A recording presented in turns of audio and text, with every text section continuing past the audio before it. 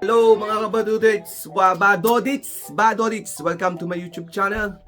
Now, pakikita ko sa inyo yung binili kong Jordan 11 Retro. They called Gratitude. So guys, nandito sa akin tabi. So, gusto kong bigyan siya ng review and pakita sa inyo kung ano yung original or fake para malaman nyo. So at least pag bumili kayo ng Gratitude, hindi kayo ma-scam. So pakikita ko sa inyo kung paano mag-check ng shoes if the shoes is legit or if the shoes is fake. So check this out guys. So ito guys, so ito yung box ng Jordan 11 Gratitude. So makikita nyo pa lang sa box guys. So clear na clear, malinis, talagang magandang pagkakagawa. Tapos dito may nakasulat na ano dyan, yan. Pero yung mga imitation guys, ginagaya na rin to ha. Mag-ingat kayo sa mga imitation, magagaling sila mag-imitate, pero hindi nila mai-imitate ang Jordan 11 na parehong-pareho kasi bawal po talaga yon. So, hindi rin nila alam yung klaseng materials na ginagamit nila. Kaya, hindi pa rin nila mai-imitation, mapepeke masyado. Talagang yung makakopy nila yung design, pero hindi nila lahat pwede nilang makuha. So, kita nyo yung logo dyan. Yan ang binabayaran, guys. Ito ang binabayaran natin. Tapos, then this number 23. Woo! Alam mo guys, pangalawa ko ng Jordan 11 to. Lagi ako nauubusan pagka naglalabas, nagre-release sila sa every year tuwing December, tuwing Pasko. So nakakainis nga, lagi ako nauubusan. Pero ngayon, hindi na nila ako nauubusan. So guys, kita nyo dito. So yun guys, made in China. Pero binili ko dito sa Canada. Si Champs. So naubusan ako sa Foot Locker kaya si Champs ako nagkaroon. And then guys, tingnan natin ang loob guys. Ipakikita ko sa iyo. Ang tagal ko maisip kung ano ibig sabihin nito. Nakikita nyo to guys, nakasulat dito. Ang tagal ko ma-identify kung ano ibig sabihin yan. Hirap na hirap ako nung binili ko to. Ano pa ibig sabihin nito? Akala ko French. Pero hindi naman pala. So identify mga 15 minutes siguro bago ko na-identify. Sinayaan ko na lang kasi hindi ko maintindihan kung ano ibig sabihin. Binabasa ko nga yan. Call o ano ko, pichi-pichi o I don't know. So one time, nung pinabayaan ko na lang, ginanya ko na lang, nilagay ko na lang sa isang tabi, then tinitingnan ko yung sapatos. Then nabasa ko din, nung ginanito ko siya, nabasa ko. So can you imagine? Thank you pala yun. Guys, dito guys. THANK. Thank you pala yun. Can you imagine? 15 minutes bago ko siya ma-identify na thank you. So let's open this. Look at the texture of this. So good. See? Pwede pang chongke ito. Oh guys. Boom. Di ba napakaganda? The best shoes ever. Siyempre, Jordan. Idol natin yan mga kabadodits. Yan nga guys. Ngayon, checkin natin ang quality nito kung ito ay legit or fake.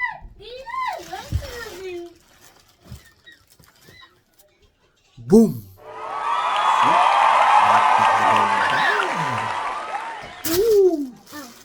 Sobrang ganda, right?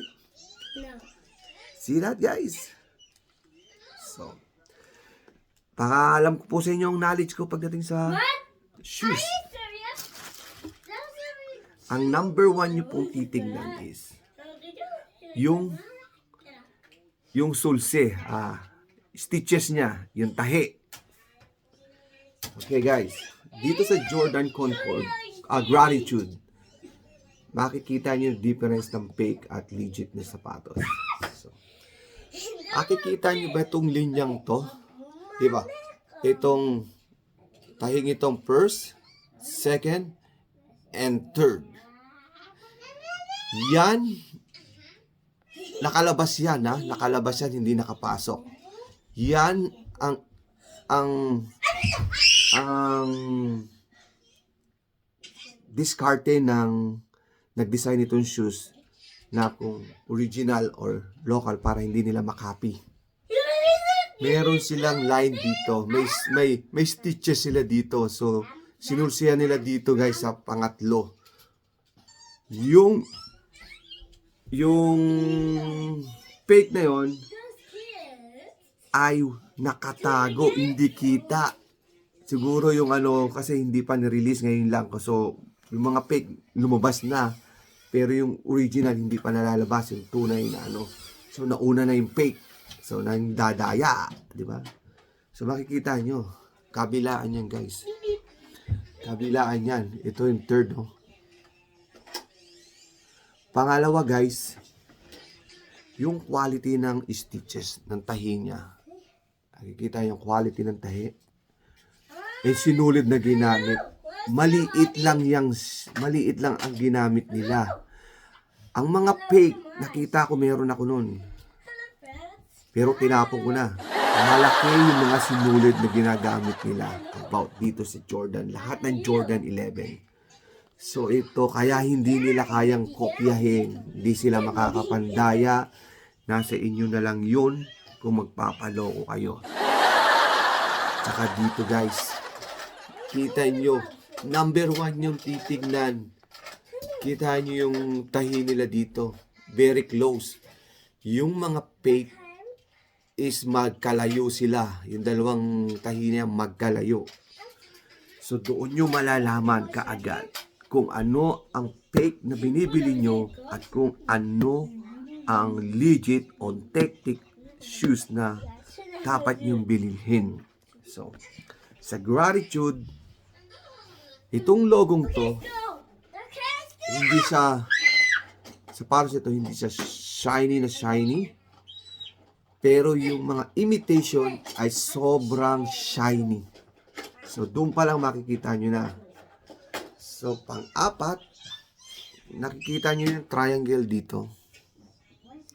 Yung triangle na yan. Yung end ng cutting nila. Maliit sa original, sa legit. Tatlo yan eh. Ito pa. And dito.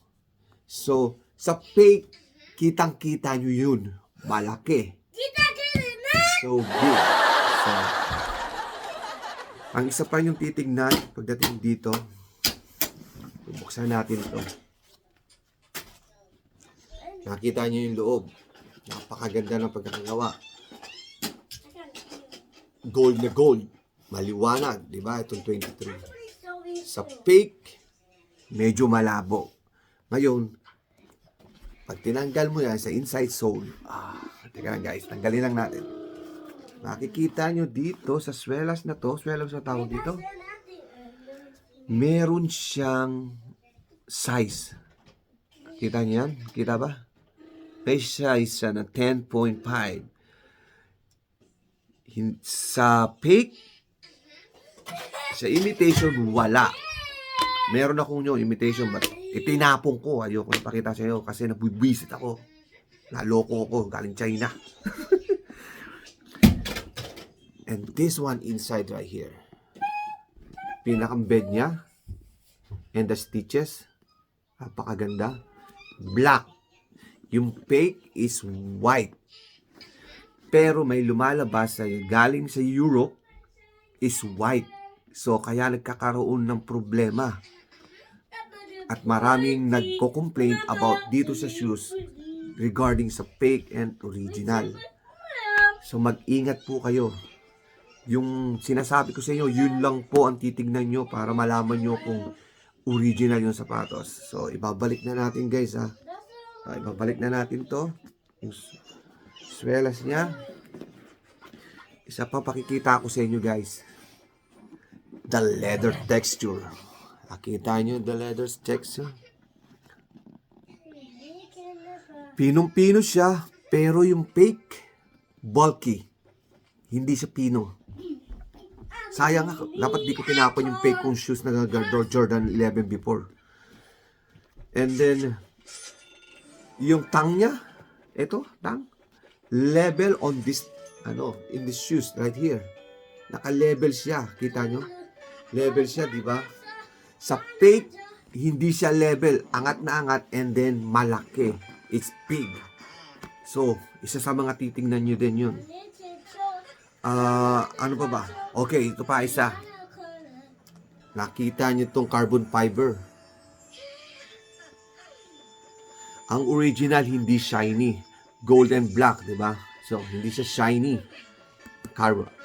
Ang fake is sobrang shiny, guys. Sobrang shiny. So ito legit to. Binili ko to sa store talaga sa mall. Sa Chomps. So, wala akong duda doon. Talaga original to.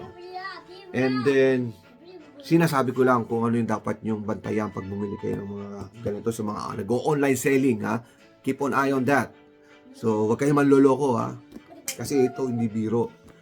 Ito binili ko to is 300 something included tax, Canadian dollar. So, at isang isa pa, alam niyo yung mga glue na ginagamit nila dito? Alam niyo yun? Kung alam niyo yun.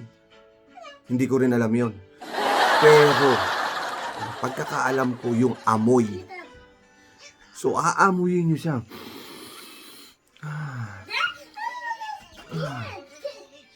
Hindi mabaho. As in, wala kang amoy na maaamoy masyado. Compare sa fake na shoes, maaamoy mo yung ginamit na tawag dito, na glue. Mabaho pa. Yeah. Ito guys, hindi ko maamoy. May sipon yata ako. Talaga, hindi siya mabaho. And then, amuyin nyo din dito. Wow. Ang bango.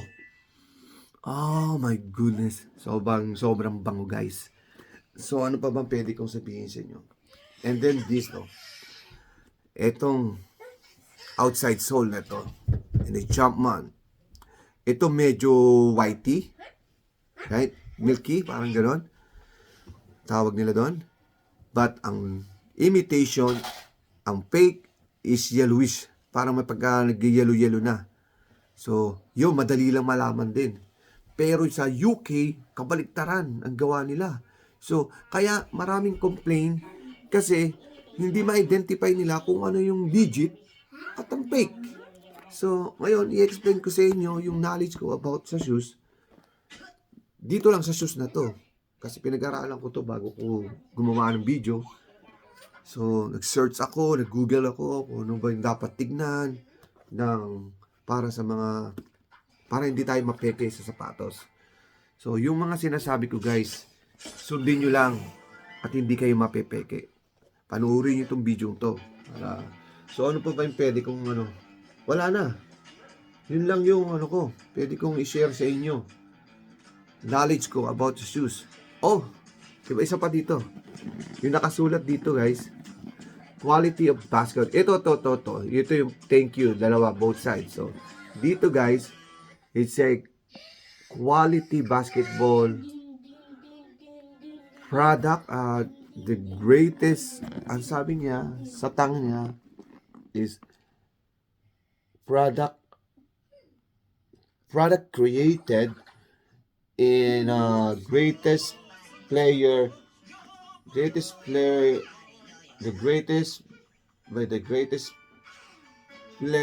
ever.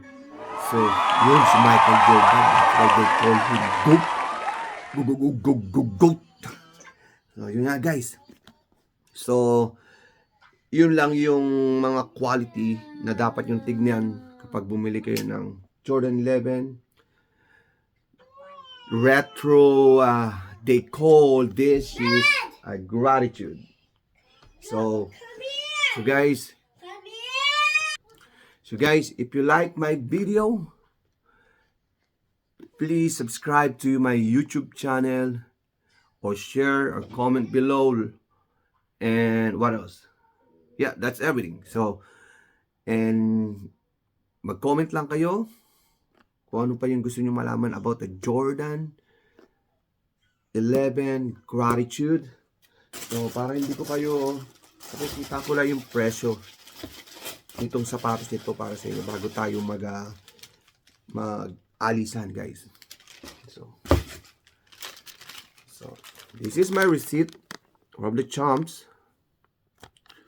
As you can see, guys, kung magkano yung presyo, nasa ba? Kita niyo yung presyo, guys? Here.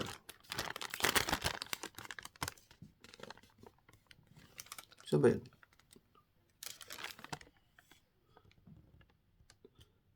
$330.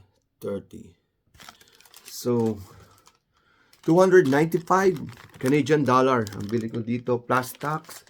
Nag-tax ako ng around $35.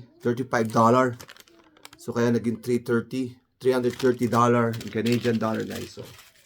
So, that's all, folks. Mag-subscribe lang kayo. Pag nagustuhan nyo ang Jordan 11 Retro Gratitude. Peace out. Boom.